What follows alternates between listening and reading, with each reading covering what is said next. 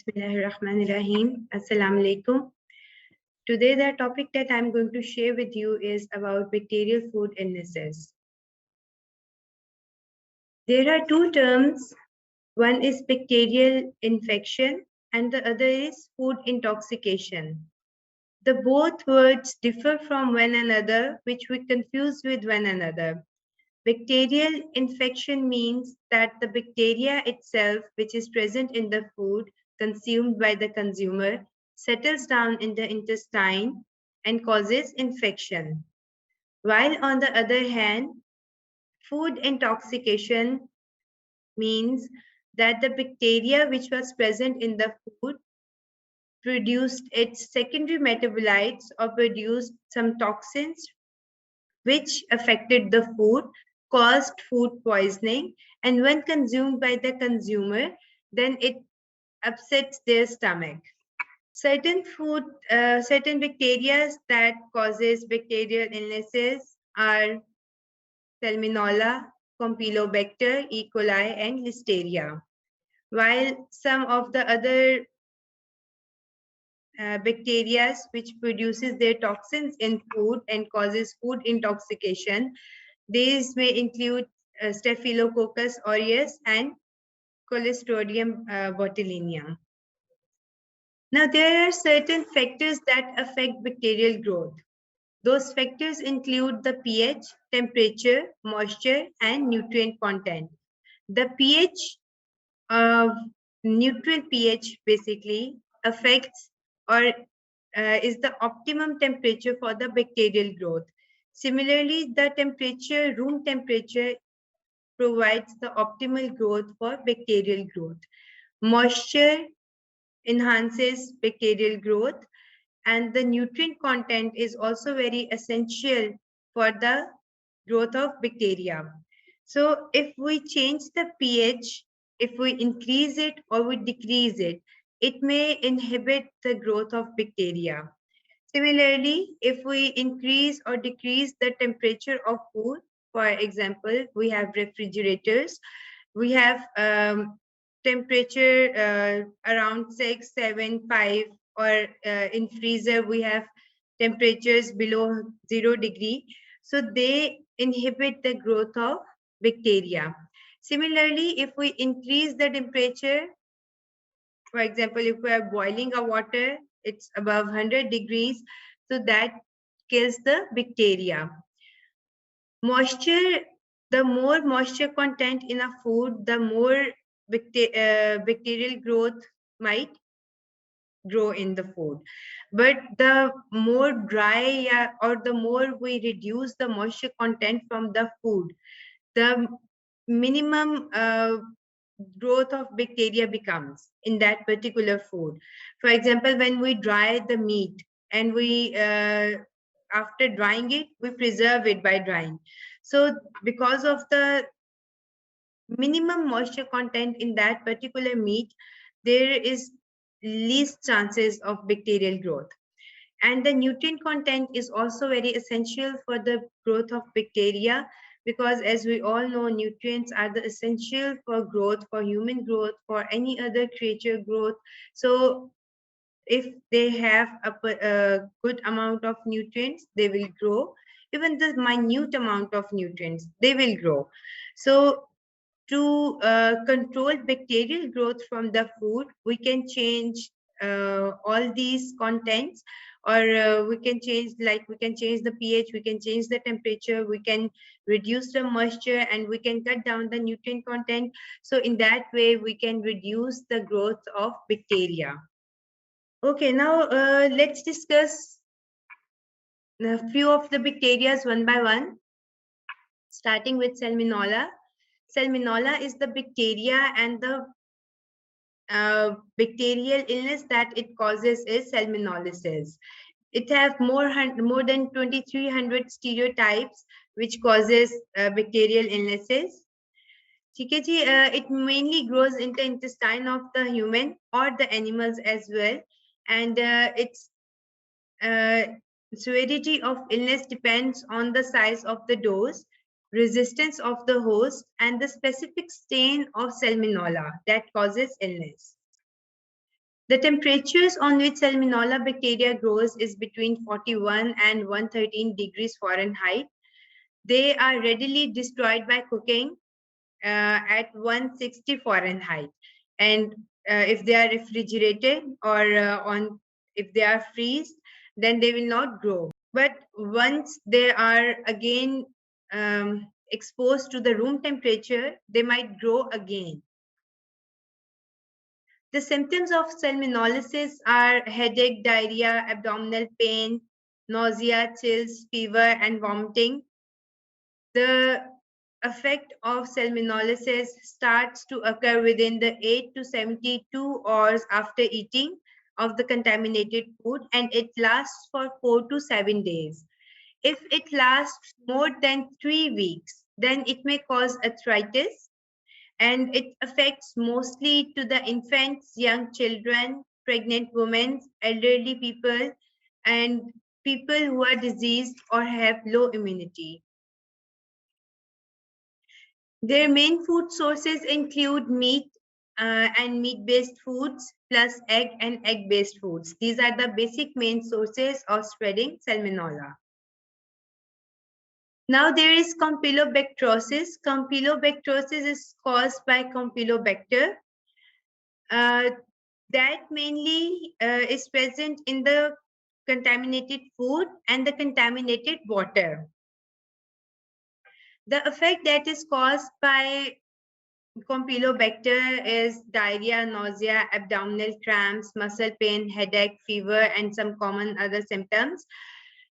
Its onset occurs within 2 to 10 days of consuming that bacteria through food, and it lasts for 2 to 7 days. And if it lasts more than that, it may cause some serious complications like urinary tract infections, recurrent colitis, acute cholecystosis, and if not treated, then it may also cause death. But the rate of death from Campylobacteriosis is very rare.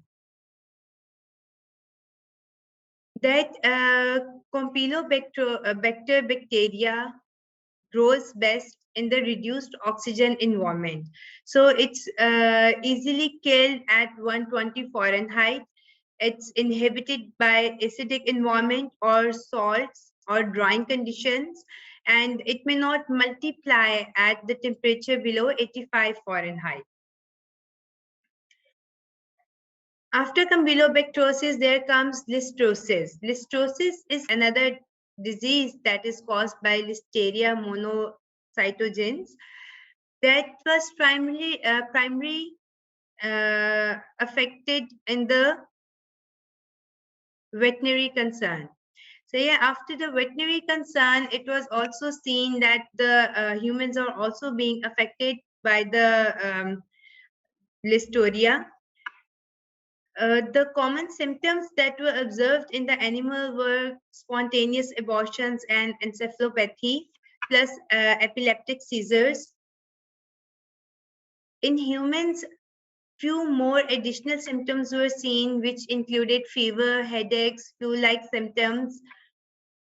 Listeria monocytogenes are frequently carried by humans and animals both. The organism can grow in the pH range of 4.5 to 9.6. So it has quite a large range of pH in which it can grow. It is salt tolerant and relatively resistant to drying, but it is easily destroyed by heat. Between the temperatures of 35 Fahrenheit to 113 Fahrenheit. Listeriosis is primarily affected newborn infants, pregnant women, the elderly, and those with compromised immune systems. In a healthy non-pregnant person, listeriosis may occur as a mild illness with fever, headaches, nausea, and vomiting. Among pregnant women, intrauterine or Bacterial infections may result in spontaneous abortions and stillbirths. Infant born alive may develop meningitis. So the incubation period is a few days to several weeks. In 2011, a large outbreak of listeriosis was caused by cantaloupe contaminated during processing of, at a one facility. So, Staphylococcal intoxication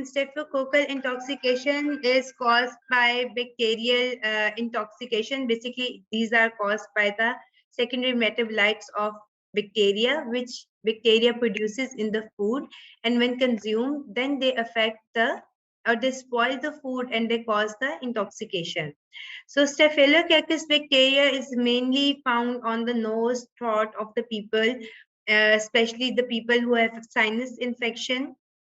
Plus, it's also present in the wounds, pimples, boils, acne. So particularly, Staphylococcus is also spread through untreated water, raw milk, and it multiplies in the warm food, and it produces its toxin in the food, which causes the illness. The toxin is not detectable by taste or smell. It can be killed at the temperatures of 120 Fahrenheit. It is heat resistant, and therefore it's important for the staph organism from it's important to stop staph organism from further growing. So food commonly involved in the staphylococcal intoxication include protein foods such as processed meats, tuna, fish, chicken sandwich fillings, cream fillings, meat salads, etc. The symptoms include abdominal cramps, vomiting, severe diarrhea, and exhaustion. Its symptoms starts to appear between 1 to 8 hours after the consumption, and the effect lasts between 1 to 2 days. The food that is being eaten should be either kept hot or kept cold. So the room temperature basically becomes the ideal condition for the bacterial intoxication. And particularly the leftovers. The leftovers should be freezed quickly, or they should be heated properly before consuming. Clostridium botulinum is another bacteria which spreads through the soil, non-potable water, unprocessed foods, and they also are contaminated with the intestinal tract of animals and humans. The prevention from foodborne illnesses include purchasing and storage of the food. While we are purchasing the food, we have to store it quickly so that we may not give much time for the bacteria to grow in the food or to produce its metabolites. For example, when we buy the milk, we go home and we boil it as soon as possible so that the bacteria inside the milk dies and does not produce more bacteria in the food or does not cause any bacterial illness or food intoxication. Similarly, those foods, for example, we are purchasing the meat products from the market, we have to clean them and freeze them as soon as possible so that to minimize the effect of bacterial growth and bacterial intoxication. The second step for preventing foodborne illnesses are preparation. While preparing the food, we have to uh, take care of hygiene practice the most. For example, if we are touching any raw meat, we have to separate our fruits and vegetables and other food from that particular area so that no contamination from the raw meat may get into the other food.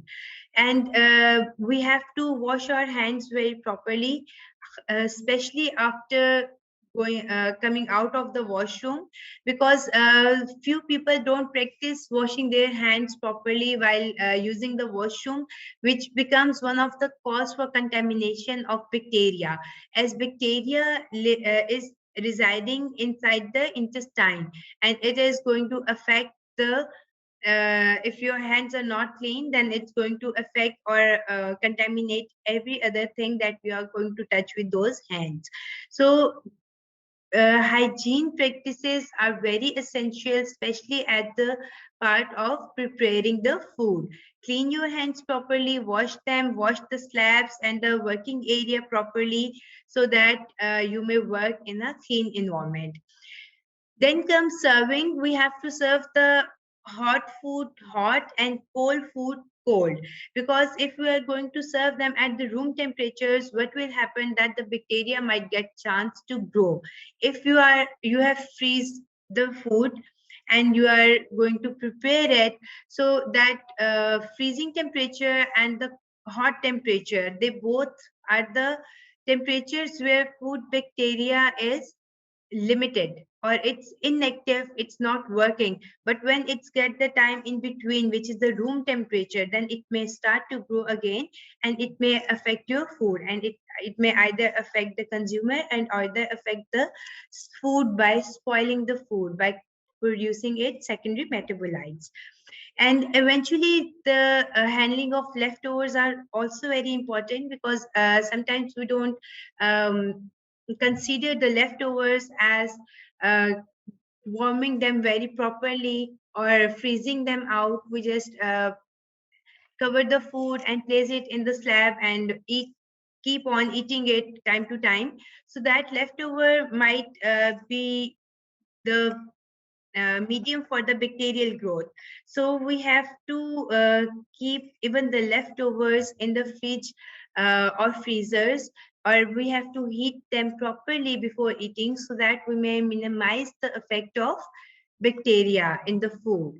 So these are the certain bacteria that we have discussed, and their effects, their um, temperatures particularly on which they are destroyed. I hope that you understand that how we can prevent foodborne illnesses, and you understand the difference between bacterial infections and bacterial intoxications. We'll hope to see you next time soon, and take care. Allah Hafiz.